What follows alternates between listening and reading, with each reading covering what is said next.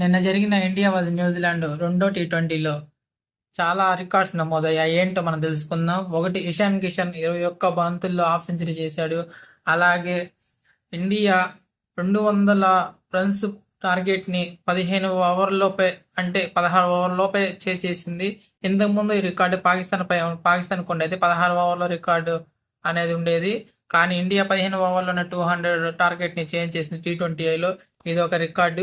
అలాగే నిన్న టీమిండియా ఆడిన విధానం చూసి చాలా అద్భుతంగా ఉంది. ఆ న్యూజిలాండ్ బౌలర్స్ని ఉతిగా ఆరేసి పడేశారు. అలాగే న్యూజిలాండ్ కూడా ముందు బ్యాటింగ్ చేసి మన ఇండియన్ బౌలర్స్ పై విరుచుకుపడి పవర్ ప్లేలో ఫస్ట్ 3 ఓవర్లో ఇండియాని డామినేట్ చేశారు వాళ్ళు. ఎప్పుడైతే వికెట్ పడిందో వాళ్ళకి బ్రేక్స్ వేసి కట్టడి చేసి మిడిల్ ఓవర్స్లో కుల్దీప్ యాదవ్, వరుణ్ చక్రవర్తి వాళ్ళని వికెట్స్ పడనీయకుండా, వాళ్ళ రన్స్ చేయనీయకుండా వాళ్ళని వికెట్స్ తీశారు.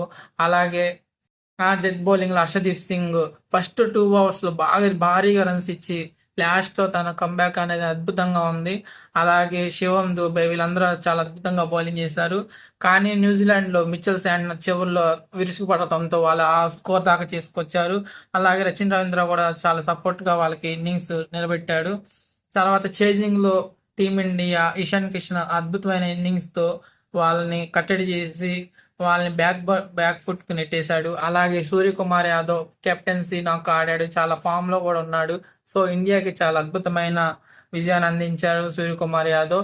చివరిలో శివం దుబే కూడా తన యొక్క ఫినిషింగ్ టచ్తో ఇండియాని విజయంగా నిలబెట్టి 7 వికెట్స్ తేడాతో టీమిండియా న్యూజిలాండ్ పై గెలిచింది. సో ఇది ఒక అద్భుతమైన రికార్డు. సో ఇదే విధంగా ఇండియా డామినేట్ చేయాలని, మిగతా 3 టీ20 సిరీస్ని టీమిండియా అదరగొట్టాలని, ఇదే ఊపుతో టీ20 వరల్డ్ కప్లో కూడా అడుగు పెట్టాలని కోరుకుంటున్నాను.